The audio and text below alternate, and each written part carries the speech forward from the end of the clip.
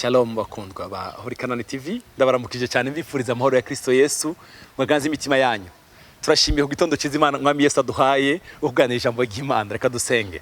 Turagukunda Yesu, turagushimiye ko watugiriye neza, waduhaye igitondo cyiza cy'umugisha, igitondo cy'amashimwe, igitondo cy'indirimbo nsha, igitondo cy'ubwiza, amashimwe kugarukire Mana. Nganiriza imitima yacu mwizera ry'umukunzi wacu Yesu Kristo. Amen. Bakundwa, ndashaka tuganire namwe ijambo rigufi. Gize iminsi ndiko medita hejuru y'ubuntu bw'Imana. Haleluya. Twagiriwe ubuntu bavandimwe. Twagiriwe ubuntu kumenya Kristo. Hari indirimbo turirimba ivuga ngo numugisha ukomeye kumenya Yesu. Numugisha ukomeye kumenya Yesu. Hari indirimbo yo mu gitabo cy'indirimbo cyo guhimbaza Imana kantike kivuga ngo nariko ndadobera gose muruzi rw'ivyaha n'urupfu.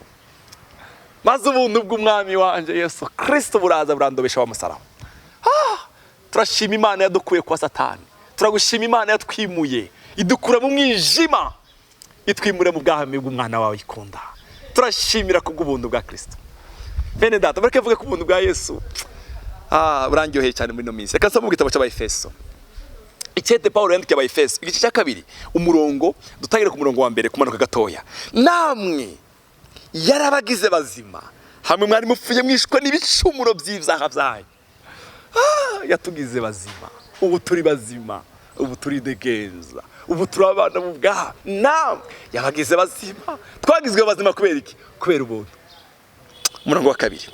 Ivyo mwagenderamwo kera kuko ivy'isi bigenda, mwumvira umwami w'abaganza ikirere niwe mwemu ikorera mu bantu b'intabarigwa. Kandi natwe twese twahora muri bo kera mu kwifuza kw'imibiri yacu, tugakora ivy'imibiri n'imitima byacu bigomba. Kandi mu kameremere kacu twarabokurakigwa nk'abandi bose. Twarabokurakigwa nk'abandi bose. Ariko uyu munsi ndi umwana w'Imana kubera ubuntu bw'Imana yangiriye iduha Yesu. Oh haleluya. Twarabokurakigwa nk'abandi bose. Ariko umurongo wa kane, Imana kuko ari umutunzi w'ikigongwe. Imana yacu ni umutunzi w'ikigongwe. Haleluya. Imana yacu ni umutunzi w'ikigongwe. Kubwo urukundo rwayo rwinshi yadukunze. Kubwo urukundo rwayo rwinshi yadukunze. Urukundo rutangaje umwami Yesu. Kubwo urukundo rwayo rutangaje Imana yadukunze. Ariko kasabere mu murongo wa kane. Ariko Imana kuko ari umutunzi w'ikigongwe. Imana ni umutunzi w'ikigongwe. Kubwo urukundo rwayo rwinshi yadukunze. Hamwe twari dupfuye twishwe n'ibicumuro byacu. Twari twishwe. Hari abari bafiriye mu kabare, hari abari bafiriye mu busambanyi, hari abari bafiriye mu busuma, hari abari bafiriye mu bwibzi, hari abari bafiriye mu bindi, ariko turashimira Yesu. Turashimira Yesu. Haleluya. Yatugiranye bazima na Kristo. Ubuntu nibwo bwabakijije. Haleluya. Ubuntu bw'Imana nibwo bwadukijije. Haleluya. Ubuntu bw'Imana butangaje nibwo bwadukijije. Bene data, dupfusha ubuntu bw'Imana gufubusa. Dupfusha ubuntu bw'Imana gufubusa. Tubandanye gatunda kubivuga.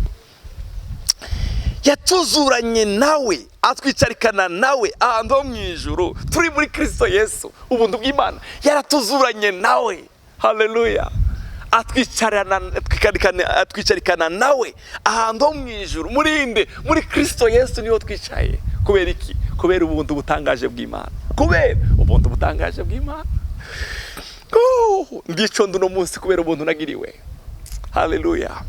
Nzobona Yesu kubera ubuntu nagiriwe. Nzobona umukunzi wanje kubera ubuntu nagiriwe.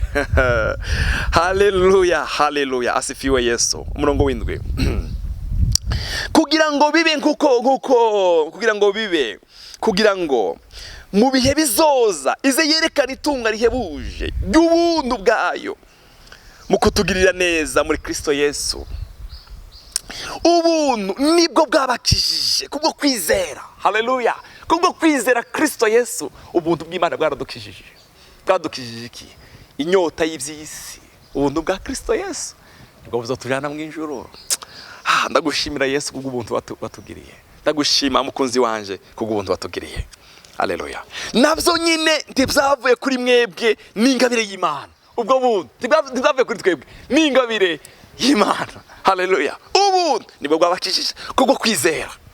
Amen. Nabyo nyine ntibyavuye kuri mwebwe, n'ingabire y'Imana. Ntibyavuye ku bikorwa.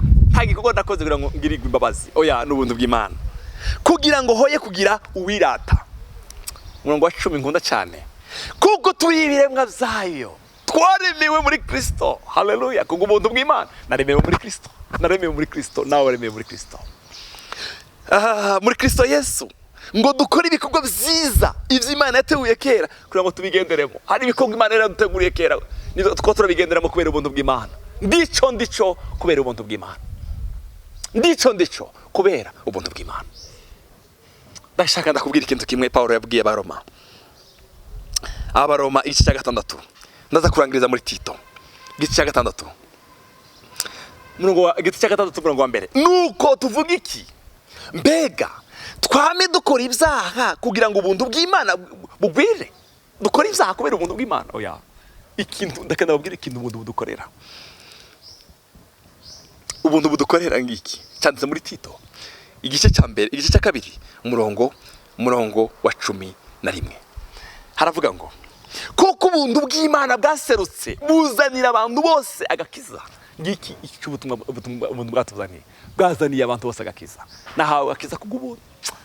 Hari indirimbo nkunda cyane mu ndirimbo zo gushimisha Imana ivuga ngo narakijijwe n'ubuntu bwiwe, nta wundi yandokoye atari we, nta wundi wadukuye mu ishayi y'ibyondo atari Yesu, nta kindi cyadukuye iriya twari turi, n'ubuntu bwa Yesu. Reka ndakubwire muvandimwe uri kurankurikirana, reka ubuntu bw'Imana ntibupfubusa ku buzima bwawe. Oya, ntidugume dukora ibyaha, ubuntu bw'Imana burahari. Ntitwivyavange mu byaha, ubuntu bw'Imana. Oya. Umurongo wa 12. Butwigisha ubuntu bw'Imana, butwigisha. Buratwigisha. N'umwigisha mwiza atwigisha kugira gute? Kwikunkumura uko tubaha Imana no kwifuza iby'isi. Ubuntu bw'Imana bukatwigisha kwama tudahugumba, tugororoka, twubaha Imana mu gihe cya none. Butwigisha kwikunkumura uko tubaha Imana. Ubuntu bw'Imana nta kindi buranyigisha kwikunkumura, ishavu, kwikunkumura uburyarya, ubwibone, ubusambanyi, ugwango. Ubuntu bw'Imana buza buduha kwikunkumura ko tubaha Imana. Haleluya. Butwigisha kwikunkumura. Haleluya. Kuko tubaha Imana. Haleluya. Twigisha kwama tudahugumba, tugororoka, twubaha Imana mu gihe cya none. Umva, igikorwa cy'ubuntu bw'Imana, igikorwa cy'ubuntu bw'Imana nukukuraho kwikunkumura ko tubaha Imana. Ubundi buntu bwo kubwira ngo uje gukora ibyaha, ubwo si ubuntu bwa Kristo. Ubuntu bwa Kristo bwabonetse kugira ngo twikunkumure uko tubaha Imana. Ubuntu bwa Kristo bwaraje kugira ngo gusubira mu bya bindi. Niko Paulo yabwiye Abaroma. Oya, tugume dukora ibyaha kubera ubuntu. Oya, twagira ubuntu, ubwo buntu bufusha ubusa. Twagira ubuntu kabisa, twahindura amateka, twahindura amazina, turabana b'Imana kubera ubuntu bw'Imana. Tuzaje kubana na Yesu kubera ubuntu bw'Imana. Nakwifurije ngo ugume urimbure kuri ubuntu butangaje twagiriwe. Yesu aguhezagire. Turagukunda Yesu, turagushima ku buntu butangaje watugiriye. Turagushimiye ku buntu butangaje bwatumye twitwa abana b'Imana. Kandi niko turi, twitwa abana b'Imana, niko turi. Twabigizwe n'iki? Twabigizwe n'ubuntu. Ushishikare ijambo ry'ubuntu kwaguka muri twebwe. Twikungumure ko tubaha Imana, twikungumure ikibi n'igisa naco mu izina ry'umukunzi wacu Yesu Kristo. Amen.